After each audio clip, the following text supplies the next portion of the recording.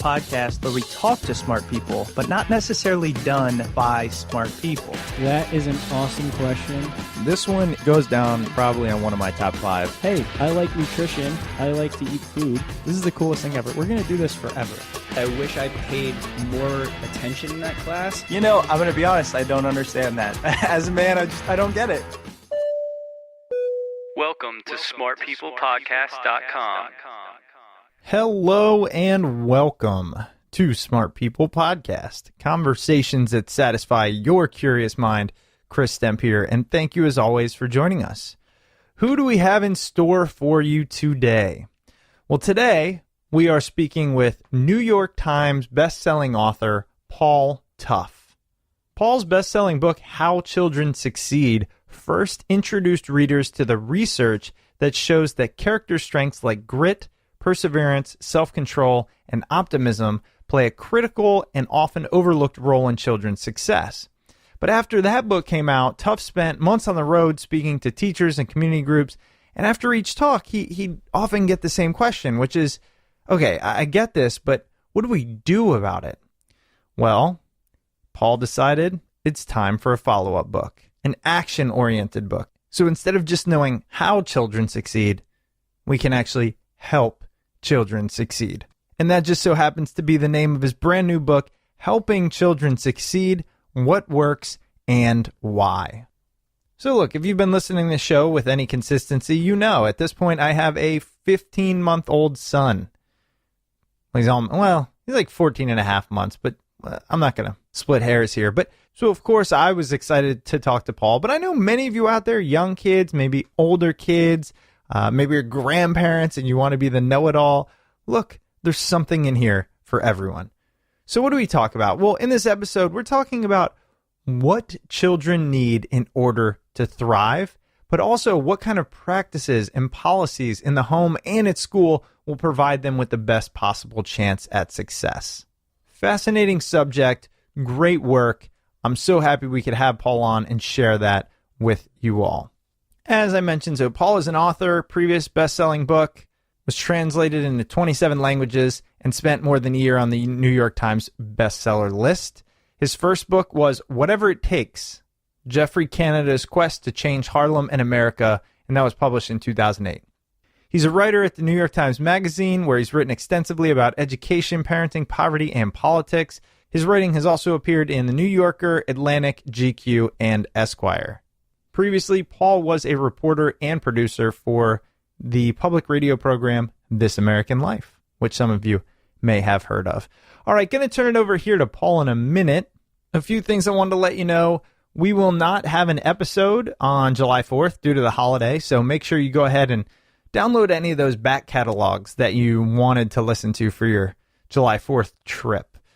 And also, don't forget to sign up on the newsletter where even if we're off, we're on. So go to smartpeoplepodcast.com, bottom right-hand corner. You can sign up there and be on the insider's track. Don't forget to subscribe on iTunes so you never miss an episode. I'm going to turn it over now to Paul Tough as we discuss his newest book, Helping Children Succeed.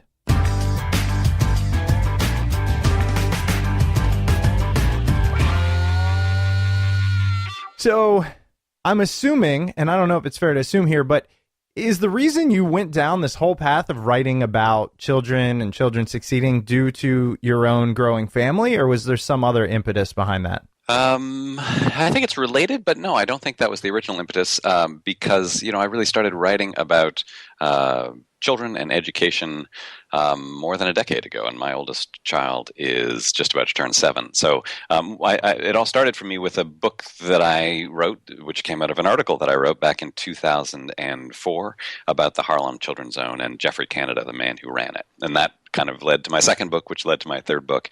And along the way, had kids, and that certainly deepened my interest and expanded my understanding of what I was writing about.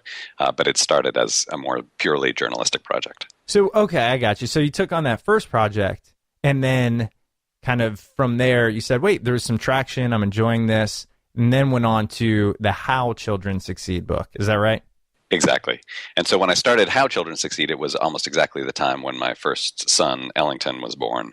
And so that one felt much more tied up in trying to find the balance between, doing sort of pure reporting and reading research and visiting schools and doing sort of that kind of straight journalism, and also reflecting on my own experience raising my at that point just one son. Right, right. And so I want to touch on, because How Children Succeed, the book really behind this newest one, Helping Children Succeed, was the foundation. And I want to give some time there. So we first learn, I think the core is, what are the traits and the things that parents, or I guess that comes more, but what are the traits that kids have in order to be successful?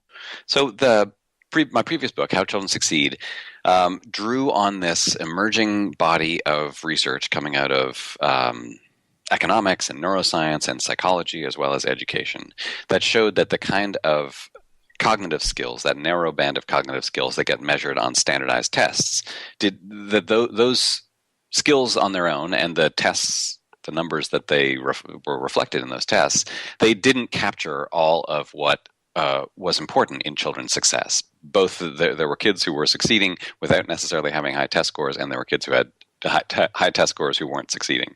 And so this was starting, I think, about a decade ago. All this research started coming together to suggest that there was this other set of qualities that people had, and especially children had, sometimes called non-cognitive skills, sometimes called character strengths, that seemed like they were important in children's success. And so How Children Succeed was trying to look at what was then a pretty new body of research, and try to figure out, well, what are these skills? How are they built?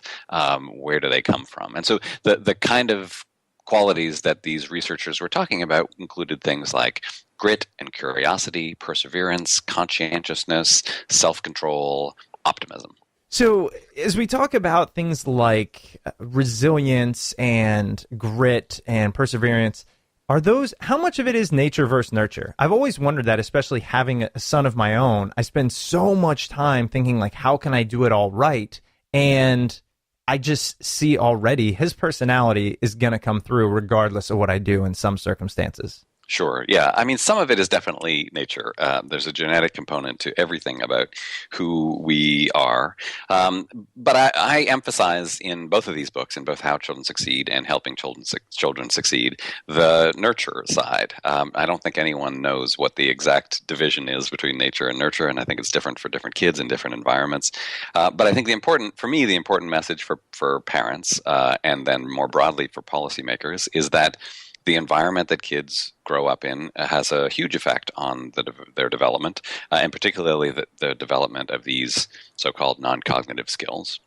And that the elements in the environment that matter the most are about their relationships, the relationships that they have, especially with their parents, but with other adults in their lives. And so, I do think that parents can take it too far and feel like, oh, everything, I have complete control over what this child is going to be like, and if things aren't working out perfectly, I must have done something wrong. And so I think it's worth guarding against that. But on the whole, I think that there is a lot that we do as parents that affects how our kids develop. It's just not always it's not always a clear cause and effect. In other words, children, like all of us, are irrational beings, and so we don't shape them just by telling them to do certain things and then they do those things. As you know, it doesn't always work out that way. Right. But that said, I think there's a lot that's going on in terms of the environment that parents create in the home, the messages, the sort of psychological messages that we send, both explicitly and implicitly.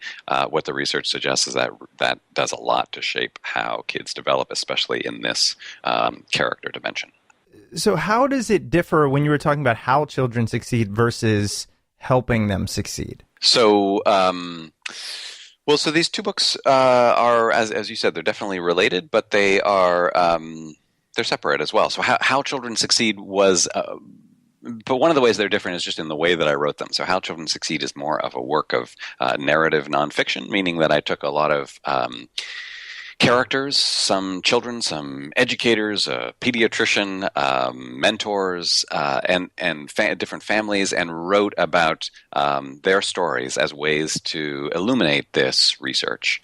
And so there's a sort of long tradition in journalism of this narrative, long-form nonfiction, and there's a lot about it that is, I think, appealing to readers.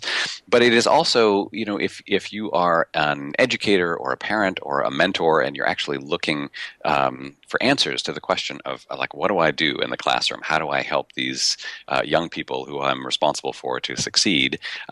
Those stories don't always give you clear answers. And so that was what I was hearing from lots of readers after that, after How Children Succeed came out. They wanted to know, what do we do? If all this science is true, what do we actually do? And so helping children succeed is my attempt to answer that question. It is a more practical set of strategies and ideas that I'm hoping that parents, teachers, educators, and those of us who are trying to shape policy to create environments that surround children can use to actually affect what we do every day. Right. Now that makes complete sense. And my wife is a kindergarten teacher, and I mean, listening to her and listening to the differences in personalities, the way kids react, and then the job of specifically a kindergarten teacher to be able to maneuver and understand, this is how I have to approach it with this child, this is how I have to approach it with this child, really goes to show that I'm sure you came up with, there's a number of different ways to help the individual, as opposed to probably prescribing one thing for all. Absolutely. I mean, I think one of the many reasons that the job of a teacher is so complicated is that, on the one hand, I think there are certain principles that we want teachers to understand, and part of what I'm trying to, I think every teacher has their own intuitions, but I think they're also, learning constantly in graduate school and in professional development about how kids develop and what the right approach is to help steer them in the right direction. But it's one of the things that I'm trying to do in this book as well, is to give teachers specifically, like your wife, this grounding in the science of brain development and character development, personality development, how children's environments shape them, in order to give them some principles, some ideas, some strategies of what to do differently in the classroom.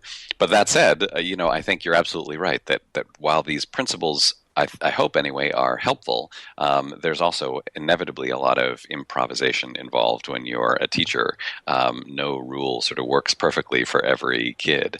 And that's probably more true in kindergarten than in any other time. I want to get into some of the nuts and bolts of it, but first, I still want to go back a little bit.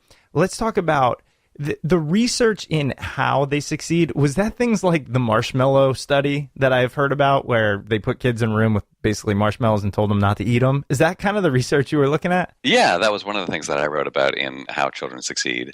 That was kind of one of the early indications that there was something going on in these personality traits that children had. They're something as random as whether they would grab a second marshmallow or be able to delay gratification and control those impulses.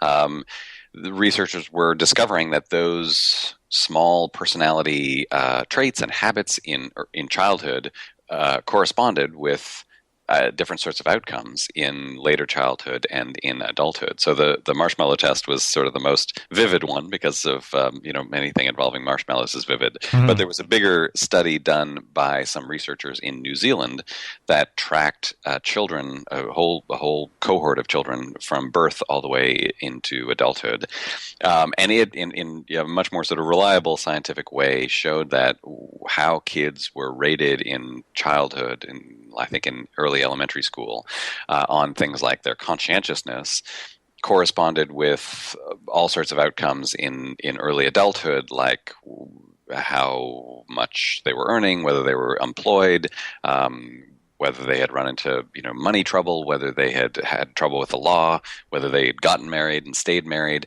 And so I think what all this research suggested to people, whether it's with marshmallows or anything else, is that all these things that seem like they're just little personality traits and habits that kids have, these really matter. And mostly in our education system, we're very focused on intellectual traits. We think like if you're a kindergarten teacher, like your wife, the pressure on you right now from above is to help students succeed in math and reading, and your ability to accomplish your job is assessed based mostly on how well your students are doing in math and reading. And so, what all of this research that I wrote about and how children succeed, I think, is pushing us toward is realizing that actually there's a lot of other things going on in child development and in education, and that if we want to have teachers help students succeed in the most profound way, they need to be aware of this research and directing their pedagogy, what they do in the classroom, toward helping kids develop perseverance and self-control and optimism and curiosity, as well as the ability to read and write and do math. And that brings me to this question of, do you think we're going the wrong way or have been going the wrong way in regarding the way we raise our kids? Because a lot of the character traits that you speak of, I think, have been almost guarded out of children. I remember reading a study about how I think the time spent in free play and recess in America is just continuing to go down, and in other countries it's much larger, and the impact that has on the growth of a young child. And I think in the past, when perhaps parents might not have had the ability to be helicopter parents as much, they let their children learn these lessons the harder way. Do you think we've been going backwards, or we're just being more well-versed on what's right and what we should do? I think there are some things that have been happening both in education and in parenting over the past 10, 20 years that have been detrimental to kids. So in some ways, I think, yes, we have been going in the wrong direction. In other important ways, I think we've been going in the right direction. But I'll talk about it in two ways. So in terms of education, there has been this big push over the last 15, 16 years on the federal level and down at the state and local level as well, to focus all of our attention on standardized tests and the kind of skills that are measured on those tests. And so I think that has really shaped a lot about how schools function in a few ways. One is just literally it's meant that teachers have spent more of their time focused on this narrow set of skills and not on the broader set of abilities that children need. But I think it's also created a level of anxiety in the classroom, and especially in schools that serve a lot of low-income kids, where there's often a lot of stress for these kids already in their homes and in their communities. The fact that so much of the pressure of these federal laws has been on those schools and the need for them to improve their test scores, I think that it has created this kind of anxiety for a lot of teachers, a lot of administrators, and that trickles down to students in ways that are often really counterproductive.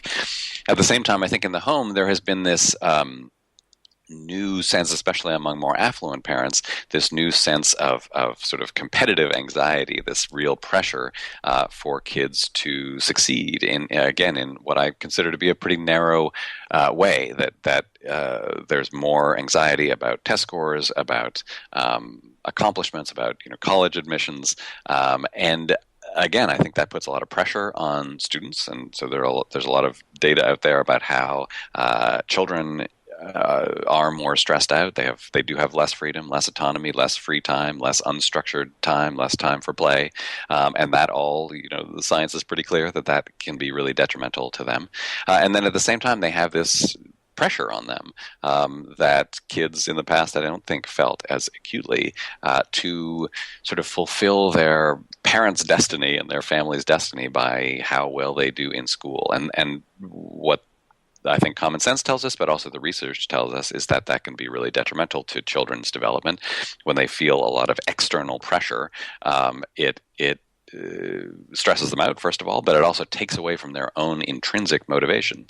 So even kids who like school are often less motivated to learn and more motivated simply by checking off the right boxes and getting the right numbers.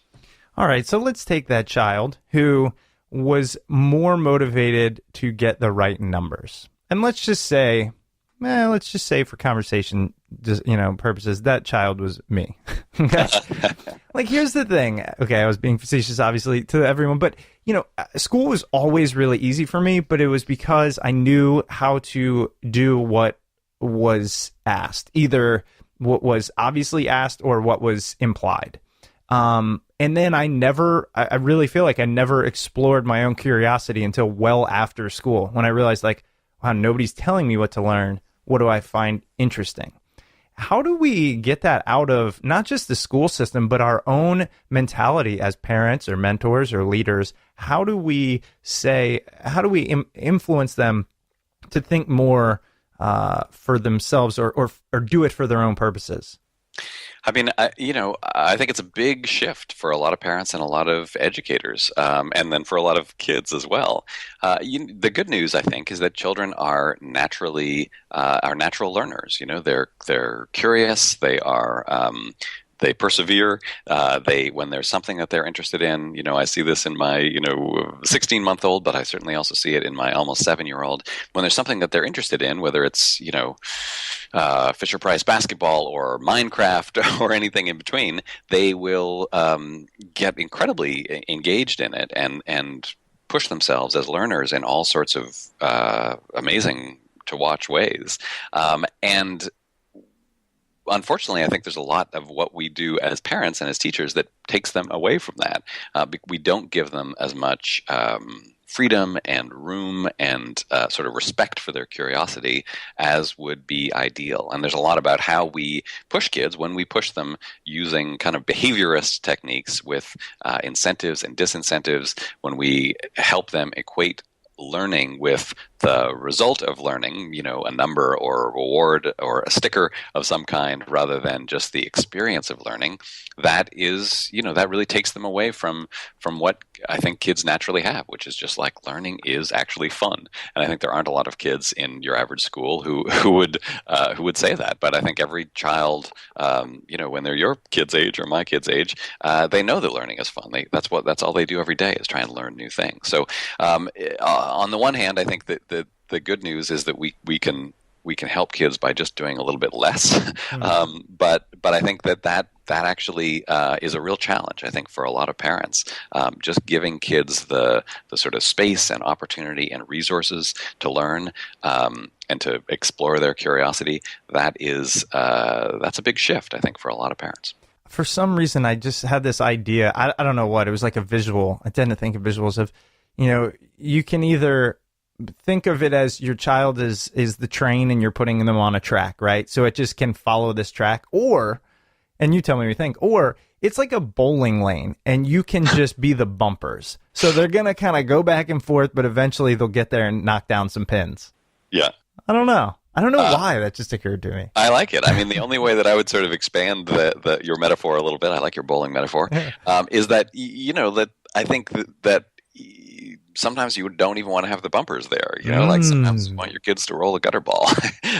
And I think that's another place where parents get particularly anxious, that they don't want their kids to fail. And obviously in the big picture, of course, we don't want our kids to have bad lives. But I think that impulse in a lot of parents extends to not letting them have any moments of failure, that any setbacks, any bad grades, any mistakes are a cause for sort of anxiety on our part, right? Which obviously then is communicated to our kids on a deep kind of level.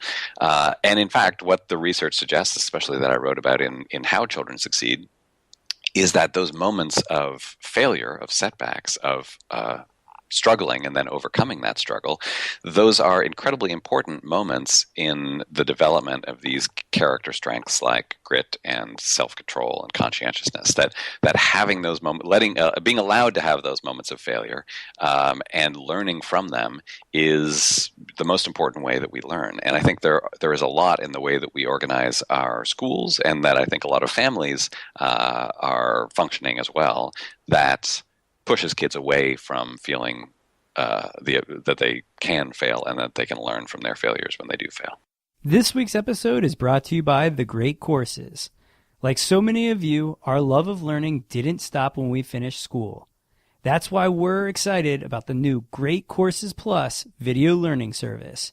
You'll get unlimited access to thousands of The Great Courses online lectures on so many topics taught by top professors. We really want you to try the Great Courses Plus, so they're giving our listeners a special chance to watch hundreds of their courses for free, including the course we just watched, Fundamentals of Photography.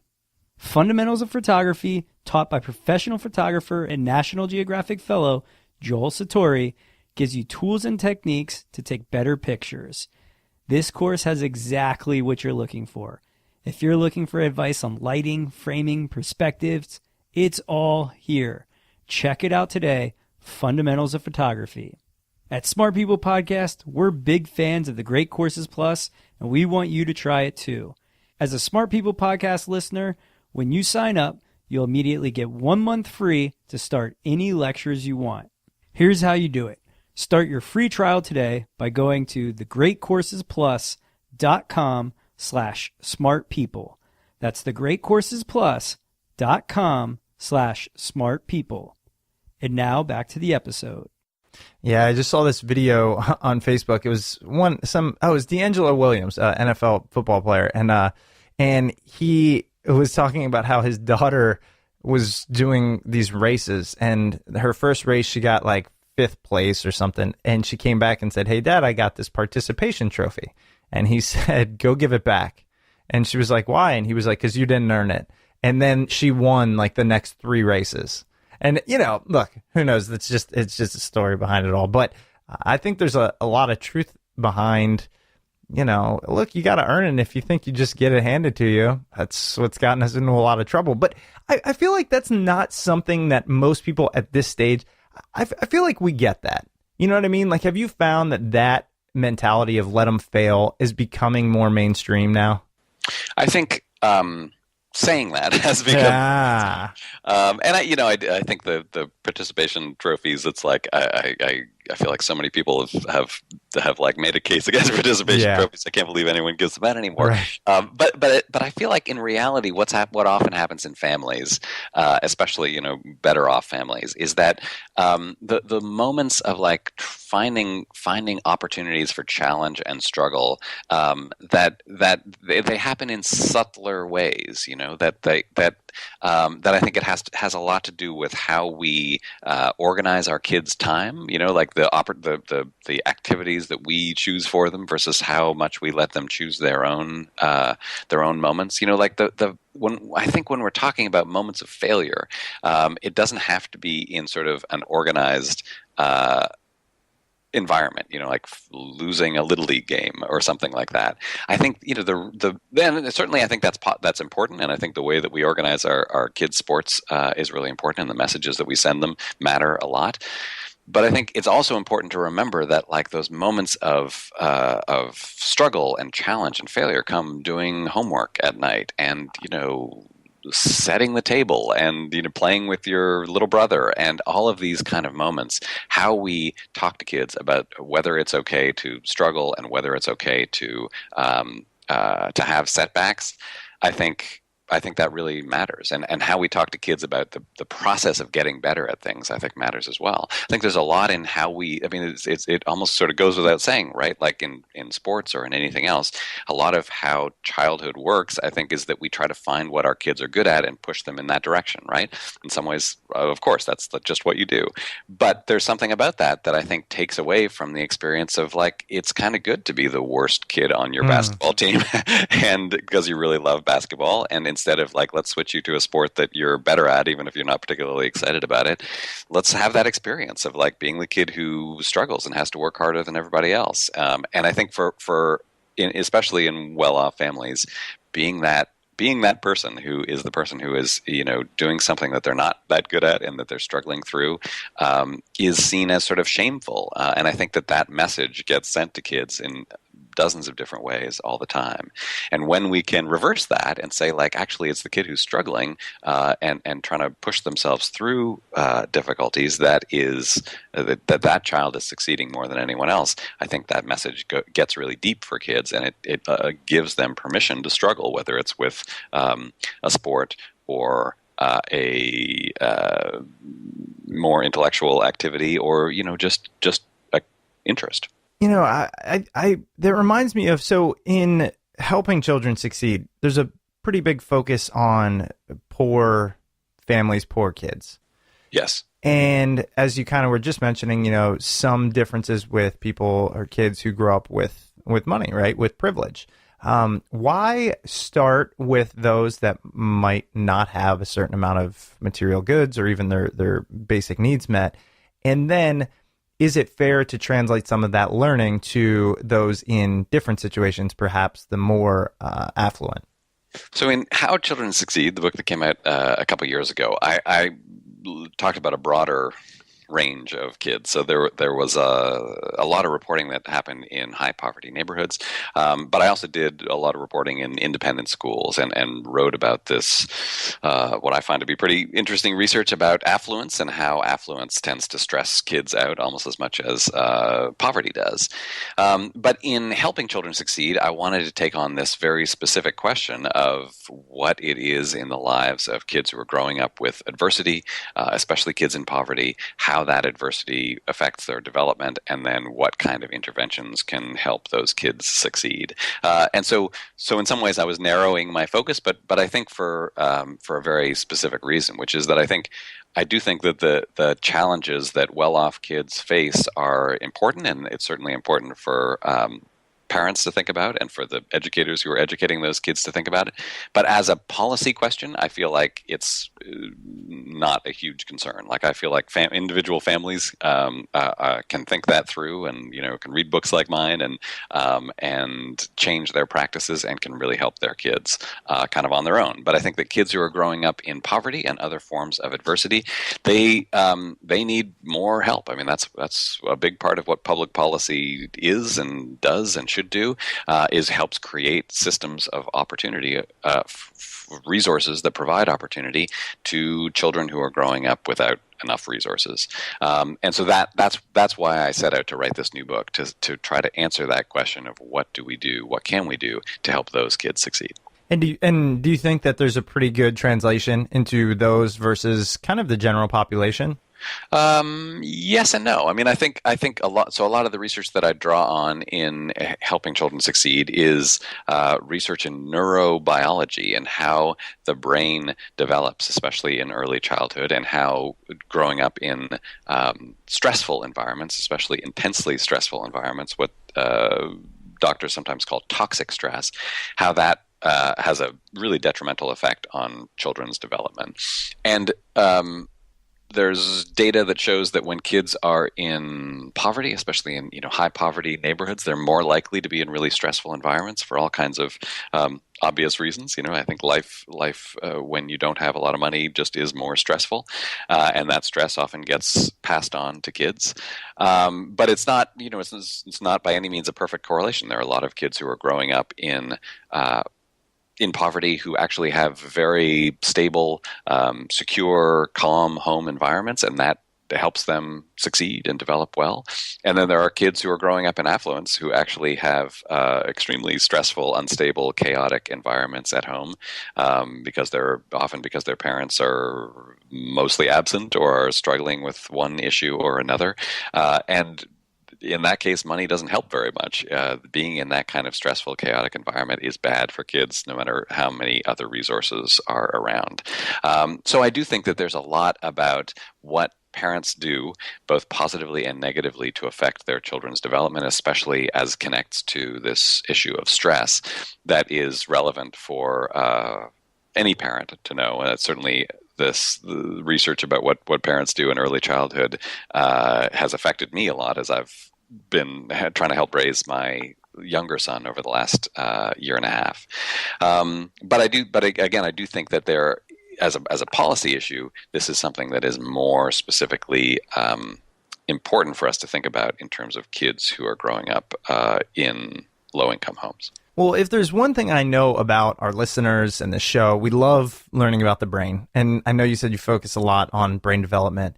And in addition, I have this tugging question I want to ask you about the stress. Being a fairly new father, and even by most accounts being, middle class, whatever, it's just, there's inherent stress with the first child. And maybe second and third, I can only speak to the first, but Yeah. So I'd like to spend, the good remainder of our time talking about what does the brain development of a child look like, essentially, and then as it relates to stress and what you can do in the home to foster a more well-balanced, well-rounded child. How do we do that? So first, let's start with brain development. Tell us what you found out there and what the research is saying now.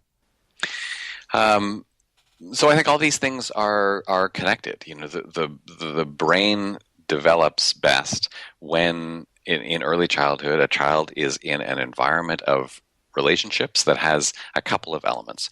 One is a sense of calm and stability and warmth when that child is, surrounded by not a lot of, loud, surprising, scary noises and sudden surprises. Those are scary for kids, understandably. But I think more importantly, when they're in what psychologists call a responsive relationship. So there's this phrase, serve and return parenting, that I read about in Helping Children Succeed. And neuroscientists and psychologists have discovered that serve and return parenting is really important in the development of children's brains, and especially in the development of these, the building blocks that underlie these non-cognitive skills or character strengths. And serve and return parenting is just the sort of moments of back and forth between a parent and a child where they're looking at each other close, calm, and the baby indicates something like babbles or points to something or does something cute, and the parent responds by saying, "Oh, that's your little dolly, right?" Or, "Oh, you're looking at the bird up in the sky." And those moments are important in a few ways. They're important in terms of vocabulary development. There are moments of talking back and forth that help kids develop their own vocabulary and develop their own speech. But more importantly, what psychologists are discovering is that they are moments where kids understand their place in the universe in important ways. Having just gone through the first year of your child's life, it often seems like kids are just sort of barely getting through the day. Like all they're thinking about is eating and sleeping, and not much else is going on. But in fact, as you know, like these babies are learning an enormous amount, right? And even though they're often not early on learning language, numbers, and the stuff that we think of as what's important in kindergarten, what they are learning is their place in the world. They're like who they are, who these giants surrounding them are, what they're able to expect from the world.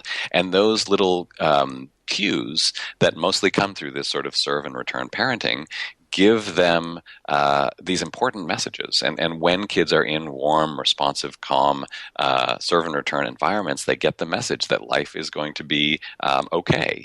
That they can, that they have people around them who are going to support them and help them and provide for them.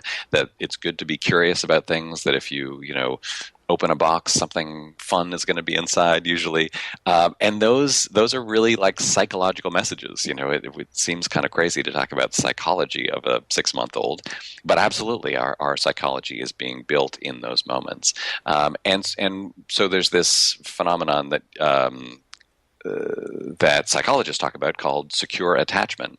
And when children are in an environment, especially in the first year of life, where they feel this close, warm connection to a parent or a few parents, and when they feel security, when they feel this confidence that this person is going to be there when they need them, this has this enormous effect on how kids do later on. There's this study that I read about from where is it from? From a couple of psychologists in. Suddenly, I'm blanking on where that study's from. The Development of the Person is the name of the book. And it finds that when kids have this secure attachment in the first year of life, which you can measure through a variety of different tests, that correlates with kids in pre-K being more confident, more outgoing, more able to, kind of entertain themselves and stick with tasks for longer periods of time. In middle school, it equates with kids who are more sort of socially adept and able to deal with different sorts of situations. And it even correlates with high school graduation rates. So, and all of that starts in the first year of life, in those little back and forth moments between parents and kids. And when children are not getting that kind of warm, responsive, serve and return, secure attachment care in the first year and first few years of life, it can have a really detrimental effect on their development. They're getting very different sorts of messages from their environment. The message that you can't really trust other people, that it's a dangerous world, it's a world full of trouble, and you need to prepare for that. And so those kids, they adapt in different ways that fires up their fight or flight response. There are biological changes when you're in that kind of stressful environment. Your immune system gets amped up. Your stress response system, the presence of chemicals in your bloodstream like cortisol and adrenaline increase. And all of that affects how kids behave on the first day of kindergarten. And so certainly true for parents, but I think it's true as a policy question as well. If we want to help kids be in a position to learn and to thrive on that first day of kindergarten, there's a whole lot that we can do in the first few years of life, and especially the first year of life. But it's all about those little moments, those little back and forth moments between parents and children. I actually am in the middle of this book. It's called The Last Best Cure, and it's all about how you can use your thoughts and all these different things to heal your body, really. But specifically, the author talks about these things called ACEs, which are adverse childhood experiences. And I'm seeing the parallels so much. I'm wondering have you ever come across that term in your research, or perhaps that book or anything like that? Yes, so the adverse childhood experiences study is something that I write about both in How Children Succeed and in Helping Children Succeed. I think it's a really important, it was very important, I think, in helping the field as a whole understand the importance of stress on children's development. And when kids are in traumatic situations, it affects their physical development and their mental development and their psychological development. The Adverse Childhood Experience study on its own mostly measured the physical side of things. So this study found that when kids experienced a whole lot of adversity in childhood, especially as measured by traumatic events, as adults they had heart disease rates that were twice as high as normal, and cancer rates that are twice as high as normal, and emphysema rates that are 4 times as high as normal. But what researchers have discovered more recently, and that I write about in Helping Children Succeed, is that there's also this effect through these stress pathways on children's mental abilities and their psychological development. And that plays out in school. So there's one study I read about that when children have experienced 4 or more ACEs, 4 or more of these sort of categories of traumatic experience, they are more than 50% likely to be kids who are labeled as having learning problems or having behavioral problems in school. And when they have 0 ACEs, when they haven't experienced any real trauma in childhood, there's only a 3% chance that they are the kids who are labeled as behavioral or learning problems. So when you see those statistics, when you're a kindergarten teacher like your wife, it really gives you a different perspective on what's going on in your classroom. It's certainly not a perfect correlation, but I think any teacher sort of has this intuition as well, that the kids who are often struggling in kindergarten are ones who have difficult home lives, and often those home lives, the way that it affects kids' development is through these pathways of stress. And so I think there's a way to look at that data and interpret it the wrong way as saying well, kids who come from these difficult backgrounds, they just can't succeed. They're doomed. They are, sort of their brain damaged. And actually that's not at all what the research is suggesting. But it is suggesting that these kids have real challenges. And I think if we understand the pathways through which those challenges operate, that it's mostly through the development of their stress response system, it gives teachers like your wife, or I think any educator, or really any policy person, any voter, any citizen, a new way of thinking about how to help children succeed that a big part of what we need to do is to help improve children's early environments. And I think there are some parents who can do that alone, who can read my books and read other books and change the way that they are parenting. I think there are other parents who need additional help, especially parents who are living in poverty and experiencing all the stresses that go along with that. And so that's where I think policy comes into play. We need to create systems, and I write about some of them in Helping Children Succeed, some of the interventions that work. We need to create systems and interventions that can help support those parents one-on-one, like home visiting programs that go into homes and help parents change the dynamic between them and their children to increase that secure attachment, increase that serve and return parenting, diminish stress, diminish those sorts of stressful situations that kids can experience. That is actually not that hard for parents to do with the right kind of support. And when it happens, it has this profound effect on how children do, again, physically, as the ACEs study shows, but also in terms of their psychological and intellectual development. Wow. Well, thank you for that. And I want to end on just one question here, and that is, for those that have listened, there's nuggets throughout that we've picked up, but if you could leave them with something, maybe it's new parents, maybe it's teachers, maybe it is policymakers, what's the one thing we can do to really help children succeed? I mean, if we can put something at the top, how would you round it out? I think the thing that I think is most helpful to think about, whether you're a parent or a teacher or someone who's trying to shape policy, is that the environments that children grow up in are the most important thing for their development, and we can shape those environments. I think there's a danger when we just think about skills, whether it's cognitive skills or non-cognitive skills, is that it puts the pressure on the kids. Like these kids just have to somehow get these skills, and they kind of need to figure them out for themselves. And our job is just to push them toward getting as many of those skills.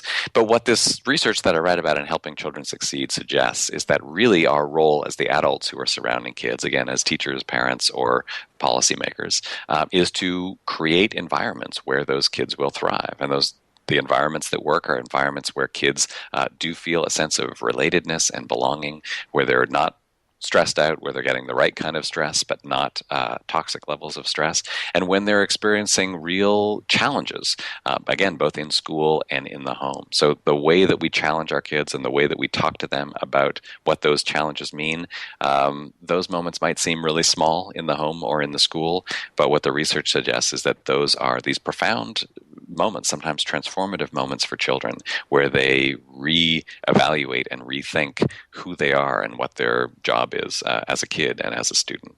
So we have an enormous amount of power, I think, to shape those environments, and we need to think carefully about how we're doing it. Well, Paul, thank you so much. This really has been some great information. Again, the book is Helping Children Succeed: What Works and Why. Where else would you like to direct our listeners? I mean, do you write about this topic or others elsewhere if they're going, good, I need more? Well, the place that I would direct them is to my website at paultough.com, which is PAULTOUGH.com. And if you go there now, with this new book, Helping Children Succeed, there is a web version. So there are links to buy the book, but there's also a web version where the contents of the book exist, but there are also links to some of the research I write about, videos that you can watch. Some of this information is in chart form and graph form as well. It's a really kind of interactive experience that supplements the book. So I would encourage readers to check that out if they're interested. Great. Well, again, Paul, thank you so much for your time. I know you got another one coming up here in a few minutes, so I'm going to let you go. And look forward to getting this one live, and we'll let you know when it goes out there. Great. I really appreciate it. Thanks for the conversation. All right. Thanks, Paul. Thanks. Bye-bye. Bye-bye. Welcome back. I hope you enjoyed that episode with Paul Tough.